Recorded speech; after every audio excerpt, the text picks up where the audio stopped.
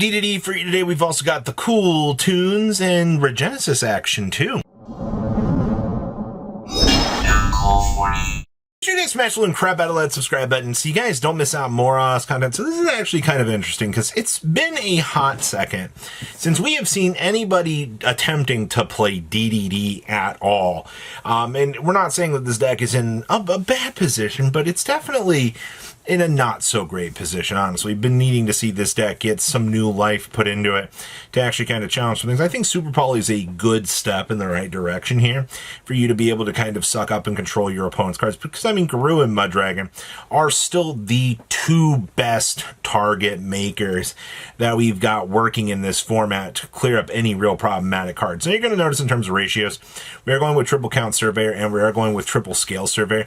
That is a little bit different than some of the general ideas that we've seen from some lists, but I do like it. Now you're also going to notice down here this nice little card called Give and Take, which special summon a monster from your graveyard to your opponent's side of the field in defense mode, increase level of a monster you control by the level of the special summon monster. Now, I believe that there are locking mechanics in this deck that you can exploit with this, because Give and Take is one of those little hilarious cards that you can just actually do some crazy things with. So I actually kind of appreciate this. I love the fact that, you know, DDD actually is kind of performing up to a different standard than we're kind of used to seeing. And also, I mean, any of these extra deck monsters, you've also noticed, I will say though, that Gilgamesh being cut down from a 3 of to a 2 of has been a very consistent thing.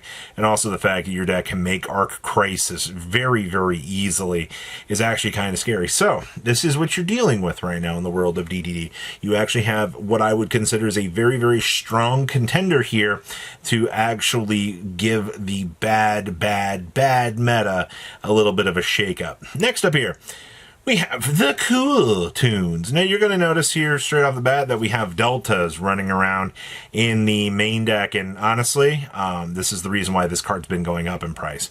Delta is one of the best options that you can have in the meta just to facilitate using the Gamma. Also, these are level 2 tuner monsters. So you're not going to get punished for having these cards in the deck. I think that's the most important thing is, like, yeah, if you go first and your opponent or you go second, your opponent does something, you know, the Delta and the Driver are free cards. If you do go first, I mean, the Gamma can actually protect, you know, your Kewl Tune Synchro or your Synchro Overtake, you know, if your opponent attempts to get greedy on this. It does actually happen, and there's a reason why Delta is gaining some of that speed. And then, of course, we have seen the Net Tree or Rose Whip. The fact that this deck can bring out any tuner monster that it wants to play with, and the minute that you see the Rose Whip touchdown, you're just like, oh, cool, I'm getting floodgated and I can't actually play the game because, you know, your opponent only gets one spell and trap. That's the hilarious takeaway from this. Also notice this build is playing Extrav. I think Extrav was a good idea in the very early stages of this deck's design. You got to remember, as we head on into Burst Protocol, and we do get that additional Synchro monster, that is going to immensely change the way that players are going to look at this. You are going to probably see some concessions. I mean, like I said, you have one of space in here, but all of your other synchros are typically going to be 3S, because right now just netting that extra draw off of, you know, the extra just feels so much more worthwhile than anything else. And it's not like you're ever going to be able to play more than 1 Omega, because that card makes too many bad things happen. It usually is the problem with that. Next up here, we have Regenesis. Now, Regenesis in its current state is not exactly the best deck in the room. I'm going to be honest with you. But they have some tools to definitely make them a little bit better. One of those being the Fallen and the Virtuous. Yes, I know. Who would have guessed, right? A deck that's able to take advantage of flinging things out of the extra deck to, you know, set up some bodies. Because, I mean, like, you don't really care about your extra deck. It's just like a free resource. You know, you toss an Albion, you get another free pop on the next turn. Like, say no more, deck. I will take that usually 99% of the time. You also are going to notice we are side decking Denko Rekkas. Denko has been a very, very, very interesting card this format, because the more we have seen this format kind of dilute itself and be a little bit broken, Dracotail just wants to set up all that back row. So the fact that, you can deploy a Denko Sekka, that Horn cannot even activate to attempt to do anything to this. That's like the best part of why you choose to play Denko. 4 back row face down? Okay, cool. Normal Denko, proceed to do full combo while you can do nothing. You might be able to have a 5 mana in your hand to do something about this, but sure. We're also playing the Regenesis Overlord in here. I have mixed feelings about this card, but he does kind of complete the cycle of what the deck initially wants to do, because, he does get the banishment set up. And then, of course, that way you can go ahead and Regenesis birth them on back. So it's not a terrible method of ways to work with this. We're also playing 2 copies of the Fleur-de-Lis Thunderbolt. This card is actually pretty good for this deck.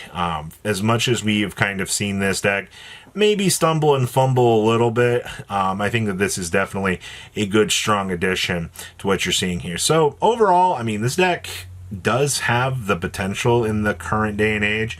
Maybe not on the scale that people want it to have, but it definitely is a great, great deck. Oh, well, hello, Orcust Mitsurugi. So what amazes me most about the current setup for this deck is Orcust. I swear I watch like high tier caliber gameplay, and Orcust just feels bad. The thing is, like, your deck's lifeblood is Ngarisu now, because his job is to take the opponent's monster, get it over to your field to allow you the chance to kind of get that setup, or at least feel a little bit more protected, so that you've got that generation of setups so you can kind of do your thing. Quite honestly, the rest of this, you still have to play the Zombie Vampire because his job is to bridge you from Mitsurugi into Orcust. It's really funny, actually, because, you play way less Orcust cards in here than you normally would feel that you should be playing, honestly. That's why, like, the Zombie Vampire in some of these builds doesn't necessarily feel the best, in my opinion, because, like, you also don't want to bulk down too much on the names, because I can tell you, the more bricks that you typically include into these decks, the less consistent that your problems are going to be, and that's going to be an issue overall. You can't throw everything at the wall and expect it to stick. You're already playing 45 cards as it is, and as long as you can basically get to something to kind of start combo, I think you can get places. That's unfortunately, all of the Orcust monsters all require an Orcust, so you can't just pivot into it, which is probably one of the saving graces of this. Also, we're going with double Super Poly once again. Now, Secretarian Dragon gets to enter into the fray here to be that nice little annoying card whose job is to, pin down the opponent. Also, surprise, Dark Ruler no more for a thrust target or an evenly. You got options. You really do. I think that's what you want to be seeing. Oh, hello, Dracotail with Dragonmaid. So this is actually kind of cool, and I actually kind of appreciate this. This is one of the few cases that you look at the different engines and things that you're able to stick together in a deck, and it does actually, work out. Look at this. You've got Rahu Ketus, which fuel into all this. The Dragonmaid package is meant to get you into changeover. Honestly, changeover also being generic. The funny thing is, you do have a giant dragon within the archetype itself for you to be able to fuse into Shio, because Shio has to see a level 5 or higher. So you can make Arthalion, dump out the Arthalion into the Shio, and then congratulations, you basically got your little pivot set up. It's an idea. I didn't say it's the most consistent idea in the world, but you got to remember, you want to experiment around in the meta. You want to see what Dragon Maids can actually bring to the table, and it just is an upgrade in consistency. Because you're already side decking the Tidying. I really don't think I'd want to be main decking the Tidying, especially in this format, because that would just feel really bad, man. Like, main decking 4 traps that aren't immediate value already feels kind of bad. and you don't want to slug down your deck too much because, once again, inconsistencies can be an issue. So a lot of little interesting challengers here. I'm kind of looking forward to seeing where the rest of this meta feels like it's going to start to develop and go. But please, leave a comment down below. Tell me what you guys think, and I will see your beautiful faces back here later today, guys. You guys stay safe out there, all right? Patrons, thank you.